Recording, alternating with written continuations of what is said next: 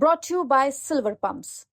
Top quality और consistent performance के लिए सिर्फ सिल्वर पंप्स नाम याद रखना।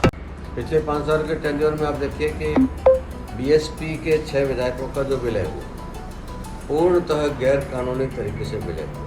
उसके बावजूद इन्होंने उसको कोर्ट कचहरी में घसीटते रहे, तारीख पे तारीख लेते रहे। 100 चूहे खाकर दिल्ली हद को चलती है, हम पे आरोप लगाया।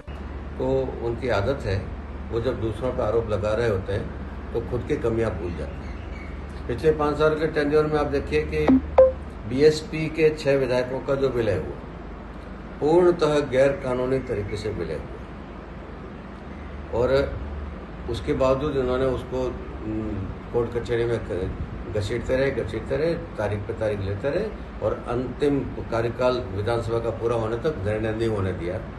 तो अब वो 100 चूहे खाकर बिल्ली हंस को चलती है, हम पे आरोप लगा है। दूसरा और देखिए, विधायक पद से कोई इस्तीफा यदि देता है तो नियम यह है कि डाक से भेजा हुआ या किसी के साथ भेजा हुआ इस्तीफा स्वीकार नहीं होता, लेकिन स्पीकर के हाथ में जाकर जब इस्तीफे का कागज सौंपता है कोई, वो स्वीकार होता है।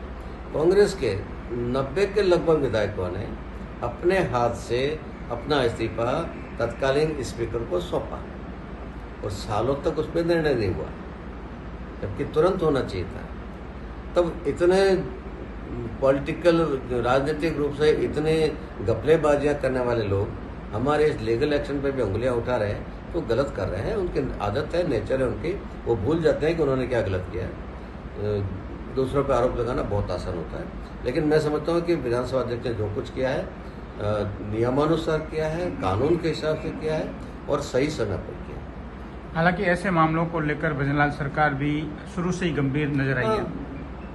अब वो राहुल गांधी का उदाहरण दे रहे हैं, तो उसमें मेरा कहना यह है कि संसद और विधानसभा कानून एक जैसे हैं, लेकिन अपनी अपनी परंपराएं भी होती है। संसद की परंपरा अलग तरह की है, विधानसभा की परंपरा अलग अलग तरह की है। विधानसभा भी सारे स्टेट्स की, राज्यों के अलग अलग विधानसभा की अलग अलग परंपरा है। तो हमारे राजस्थान विधानसभा की परंपरा जो थी उसका पालन स्पीकर ने किया है, बिल्कुल ठीक किया है।